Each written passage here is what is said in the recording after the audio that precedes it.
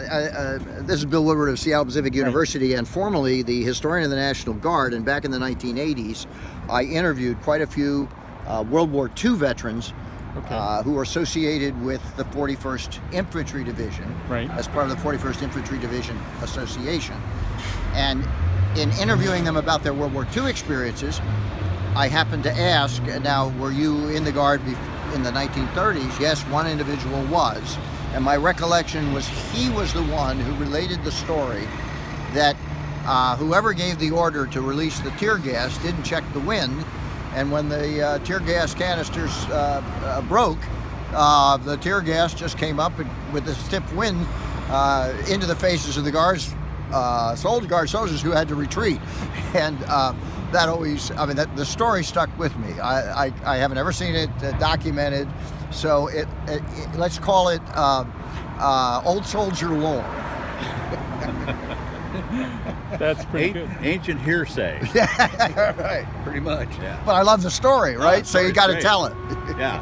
I had heard it somewhere, and it may have been you telling it, but... And at the Guild meeting, you talked about how you want to talk about the Guard's accomplishments, but also you don't want to leave out the embarrassments. And this is an embarrassment. It is. We have lots of achievements that we want to highlight. There were some less than proud moments. Less than proud moments. But those frame the Guard as well. Yes. They absolutely do.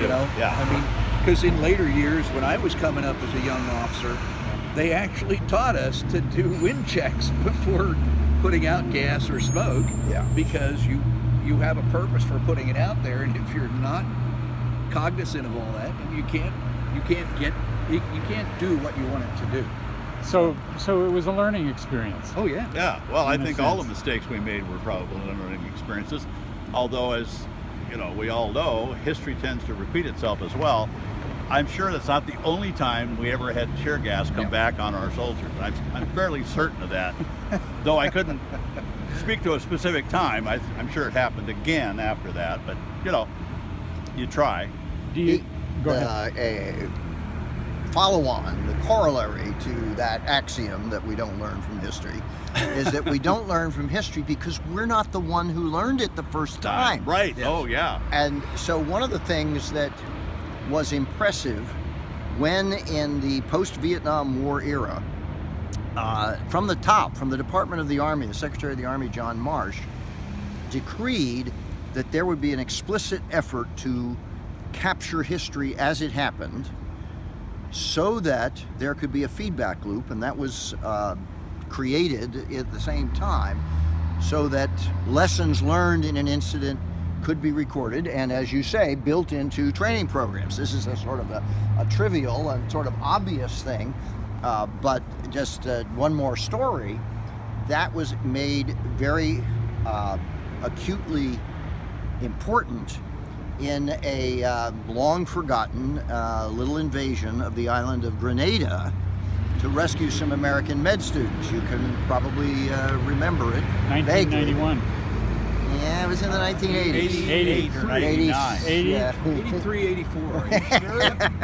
Okay. We remember it well. That was in the 80s. Because I was in NBC school at Fort Lewis as an enlisted guy, and I was only an enlisted guy from 82 to 85. Well, Okay. Anyway, 80s. It's back there somewhere. Anyway, the story Maybe was 86. told that the company commander of the Army unit that hit the beach and had to do the rescue operation took some sniper fire, and sitting just offshore is a Navy gunship.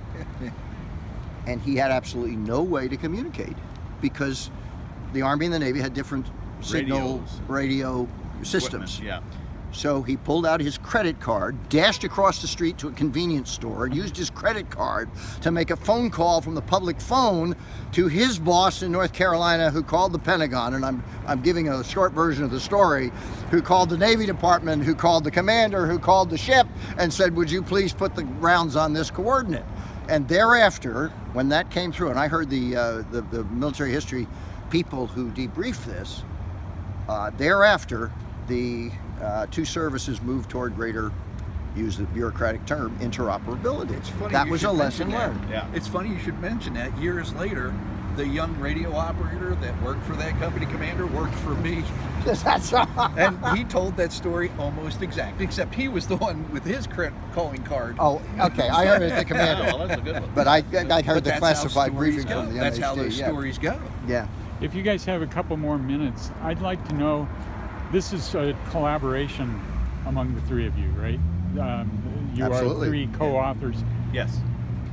What are your individual interests in the National Guard, and what brought the three of you together to do this book? Oh, wow. Well, in the description of us, the three of us, in the beginning of the book, we talk about our common service in the National Guard. What was it, 90 years Just collectively something like that. between the three of us? We all spent a long career in the Washington National Guard and came across each other multiple times. So we already knew one another. Both Andy and I had probably witnessed Bill giving briefings as the state historian for the Guard, and Andy and I discovered a few years ago we had a common interest in history. I volunteer at the National Guard Museum, as does Andy. And Rick roped me into being a board member. Yes, I did. And so it's just been this common interest all along, and it was actually Andy's idea that we would contact Arcadia Publishing and see if we could do a pictorial that we didn't think was going to be very much work. And then it turned out to be so much work that we enlisted Bill because we needed a true historian, a professional historian, to help us out. So it's kind of what brought us together. Again, we always knew each other, but this brought us together to put this piece together. What? I might wait for the siren here.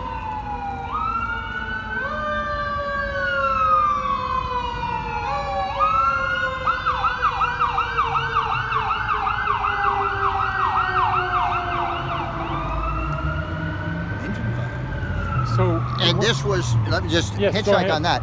And when Rick contacted me, this was absolutely the perfect moment because I had pulled back my full-time responsibilities at Seattle Pacific University in order that I could go to file drawers full of research notes that had never been able to make their way into anything other than temporary articles, because I wanted to get this research written. And would you like to write or help us write the captions and the introductions and so on, which took me back to when I was doing it in uniform for the National Guard. It was just the perfect timing to collaborate with them, and so I'm just deeply appreciative of being brought on board. I think it's a great product because of all three of us. May I ask your respective ages? I'm 71. Okay. I'll be 62 this year. Yeah. 72. Okay. So roughly in the same ballpark. And no, he's much younger than that. he's a Rick little and I. kid. Yeah, he's our youngster. I'm the kid. He'll eventually mature, but Yeah. Yes. So you both were, all three were long time in the National Guard, but why? What attracted each of you to the National Guard? Why is it an important thing to you personally? I've got that one. Yeah, guess yeah. how the myself. book introduction Mine's, begins. Yeah, mine's clearly a family tradition. Father and grandfather, and I mean, it's just what I was going to do from the time I thought about serving at all. My brother was already a member of the Guard, and I jumped in with both feet. Was going to do just the standard enlistment and ended up staying 38 years. So that's my story. It's just kind of part of my life. It's your DNA. It's my DNA. My wife says she's married to the National Guard because she's married to me. I was raised for public service, Yeah. and that's all I've ever done. And the military is the ultimate public service. It's like police, fire, and military. What other idiots are going to give up their lives potentially for their friends and neighbors? And the Guard just makes sense. Why the National Guard instead of one of the other options? So I had the pleasure or the privilege of going through the National Guard's Officer Candidate School while I was on active duty as an enlisted guy at Fort Lewis. And the active duty didn't think very highly of the National Guard's Officer Candidate School. And so I decided I was going to get off of active duty and I was going to join the Guard. And I went to Colorado and joined the Guard, and then I found my way back here. And I ended up serving 33 years in uniform. How about you, Bill? 5 generations of William Woodwards. Well, over 5 generations, there have been 4 William Woodwards, starting in the Civil War, who have served in uniform. My great-grandfather, my father, me, and my son, who is an active duty Air Force officer as we speak. So I think that probably the first answer would be that there was that example. My father was still in the Army Reserve when I went to college. Vietnam was just beginning to crank up, and if you're going to serve, why not serve as an officer? So I joined ROTC. As it happened, make a long story short, when I was ready to enter active duty, the National Guard and Reserve Forces were losing officers, junior officers, who had joined the institutions so as to not to go to Vietnam. And I was asked in the middle of my graduate program, would you like to come on active duty or would you like to join the National Guard? All right, I'll go in the National Guard. What impressed me, and the second question is not why did I get into the Guard, but why did I stay? Yeah. And the answer was, especially after I transferred out here, this was an outstanding organization in terms of the people. And I say that by way of contrast with the New Jersey Guard. I often say I'm from New Jersey, 3,000 miles from New Jersey, and I'm glad to be so. So, and Rick was one of the first guys that I met, the fellow junior officer in the unit in Seattle. So, I hated to leave, but I had to because unlike my colleagues here, I only got to lieutenant colonel and had to leave. But and how many years? 25. 25. So 38, 33, and 25. Yeah, a lot of years. Whatever that adds up to. One That's up to a book. A book, yeah. But lastly, for me, I go back to this idea of we're kind of citizens serving citizens, one of our phrases, and we really like it because we really think of ourselves as members of the community first, and when something happens, we're war fighters. We're trained to go to war and support the national emergencies. We're also Washingtonians that care real deeply about our communities, and when there's floods and fires and earthquakes and volcanoes, little things, we're ready to jump on board, and we really feel proud about that. One of my proudest moments was being in Leavenworth, Washington, in 1994, when a whole lot of Eastern Washington was on fire. Firestorm 94. Called Firestorm 94. And walking down the street in the little town of Leavenworth, you couldn't pay for a lunch or a cup of coffee because it was just all laid out for you. They were so appreciative. Saw this again at Mount St. Helens. I saw it in floods up in Skagit County when I worked up there as a young officer. So it just makes you proud, and that's, we love being war fighters. We love being part of the military, but this connection with the Guard brings you home as well. Is really important to us, I think. This sounds sappy, but I got into the Guard because a buddy was in the Guard, and that was my option when I could join the Guard or the Army Reserve. There was a time when I probably could have advanced in promotion faster if I'd switched to the Army Reserve. But for that very reason that Rick says, and to quote maybe the best adjutant general or second best, depending upon General Lowenberg's ranking, General Barlow, as he addressed troops who were beginning to deploy overseas, so he says, what is the Guard? The Guard is a group of people, rare with the exception of some law enforcement types, who actually swear an oath to help their fellow citizens. And that impressed me because that was either as a national resource or as your communities. Yeah, we actually swear a double oath. When you swear into the Guard, you're swearing into the oath of the Constitution of the United States, but also to the Constitution of the state of Washington. So you swear 2 oaths. That's why we're dual citizens or dual service members. It's just part of the deal, and you accept it. So. Are there other books about other states' National Guards out there? Not many. Not many, but some. Arcadia has this much history of the New York National Guard, and they have the only one that is the whole state National Guard that I found was West Virginia. Yeah. and then there's about 4 or 5 other Arcadia titles that are about the National Guard, the Air National Guard here or the Army National Guard there. But we're the first state of our Arcadia size series. in the Arcadia Right. of our size, state of our size in the Arcadia series, that's looking at the whole service from start to finish. The pioneer, and I'm losing his name, Jerry Cooper, in doing National Guard history in the academic sphere as a a serious research topic for professional and academic historians, wrote a history, and I want to say it was the South Dakota Guard. Then there was a more pictorial coffee table book that was done of the Florida Guard. Probably the most impressive work was done by a good friend and former Washington and Idaho Guardsman by the name of Orland Svingen at Washington State, where he took his graduate students and wrote collections, each wrote a chapter of the histories of the Idaho and Montana Guard. So there are states that have had their histories written as a whole.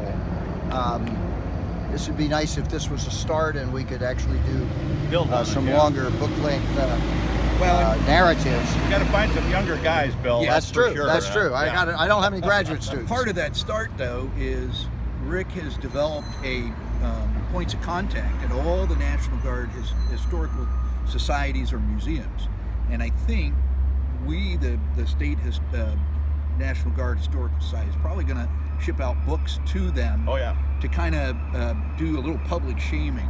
Yeah. Where's your history? Where's your history? Yeah. Well, we'll see. And if they have it, they'll send it to us. I And an yeah. Arcadia book with its photo-based format, it makes it accessible and a good beginning point, I guess. And as you're implying, maybe there's a narrative down the road, right? Yeah. We I have think we there's- have an academic work, the Field's history, that comes all the way up to what? 1960s. Oh no, in 60s? the 60. Yeah. All right, and so now one of the challenges we have is a younger guy, historian type. All right, let's take from where the Field's history ends and continue it out to today. Well, the Field's history is not a narrative. It's No, a collection of It's a compilation. of things. It's not reports, a rosters, It's not and an so on. easy read. It's a reference tool. Yeah, reference yeah, tool. it's a Multi-volume mimeographed. Yeah. You can Google it if Yeah, you mimeograph don't know what that is. lives out Mimeograph thing done in the early 1960s. It really only takes the story up to but the from Cold those War. pages, the reader can Yeah. understand Oh, yeah. documents are what there. happened. And so the challenge is someone else needs to start where we put it all together from start to current in pictures and some words. And so now let's fill in the rest of the words and get the stories. I mean, the 81st Brigade was probably the predominant unit in the state today for the last 20, 30 years. 68. Well, 68 is when they 68. started. Yeah. They've been to Iraq twice. Elements have been to Saudi Arabia.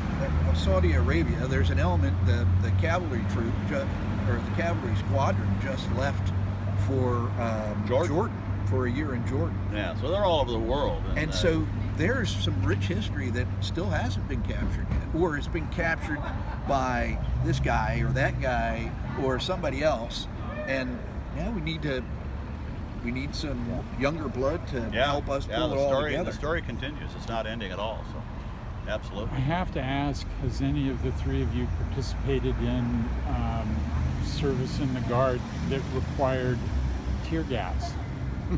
For you to deploy tear gas? Only in. I'm glad you said only deployed tear gas. Yeah, only in training. I was never involved in an activity where tear gas was deployed in a civil disturbance or anything. No, I've never seen it done. And the Guard hasn't done that.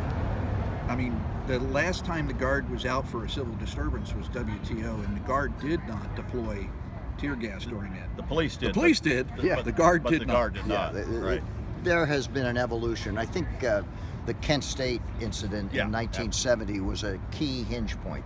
The Guard is not and should not be a law enforcement entity or agency, except and only unless martial law is legally declared by the president or the governor, as opposed to some mayor deciding this is an emergency situation. So what the Guard is doing as an independent agency under the orders of the governor is supporting local law enforcement or the state patrol or other emergency services agencies as a standalone entity, but with a coordination. And so give us our mission, we will do it.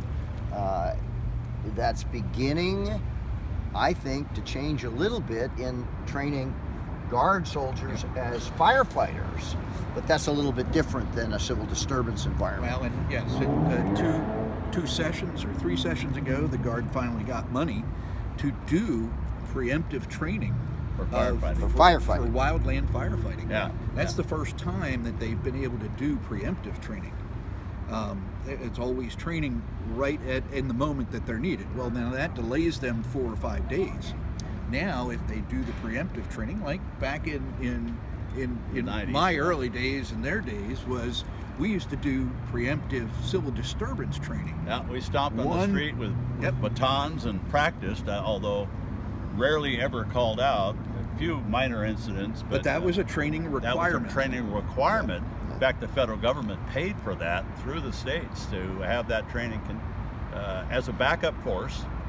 As a backup force was the plan for the law enforcement agencies. About the time the Guard and the feds got together on that, Yeah. the era of anti-war and civil rights Yes. activities in the streets that were beyond the capacity of law enforcement to Right. deal with Yeah. was passed, and then you saw some periodic eruptions like the WTO Yeah, incident. WTO in Seattle was probably the best local opportunity for the Guard to show how it supports agencies without being the front line. A lot of comments after that event suggested that the Guard's presence actually helped calm the event as much as showing support to the police agencies that were there, because people saw citizen soldiers on the street, trying to wrestle the level of excitement down a little bit, and apparently that worked. And the lesson was not lost. The Seattle police captain who finally got control over the police presence during May Day, Chris Fowler.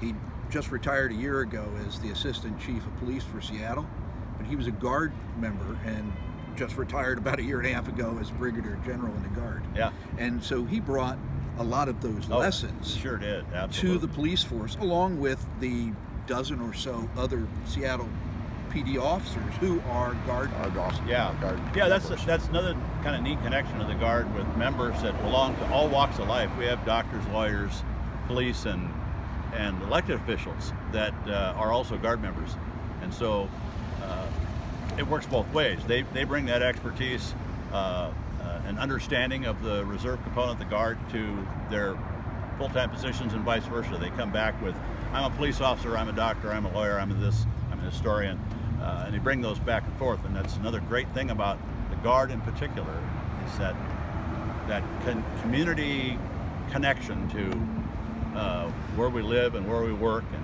our families and all that. So One story that would illustrate that point, from my time as a historian, was I went to Fairchild Air Force Base to assist the Air Guard wing as it returned from Desert Storm to debrief and capture their history. And they had a historian, and I helped her.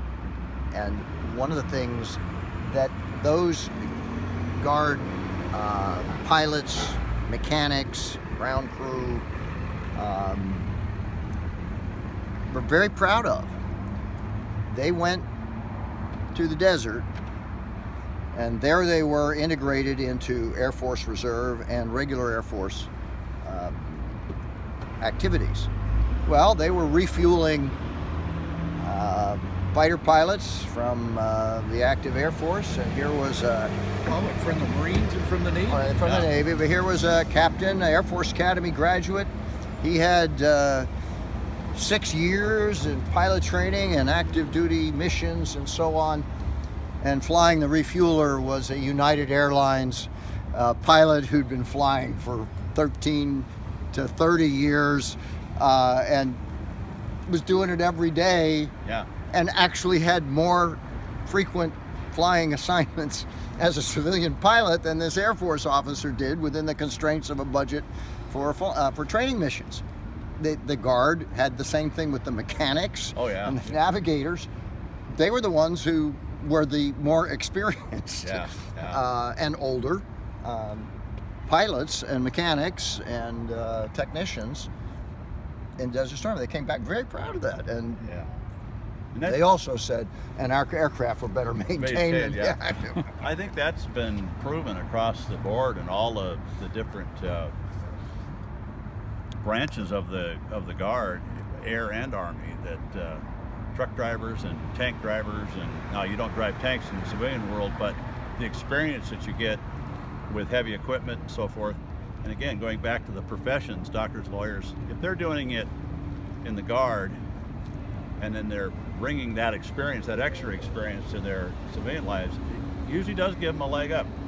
We repeatedly get great comments on active Army inspections on our equipment and our capabilities, because we have these long in the tooth guys like us that had been doing it for years and still in the Guard. So, well, and our truck drivers get up to 2 years off of their apprenticeship in truck driving, in civilian truck driving.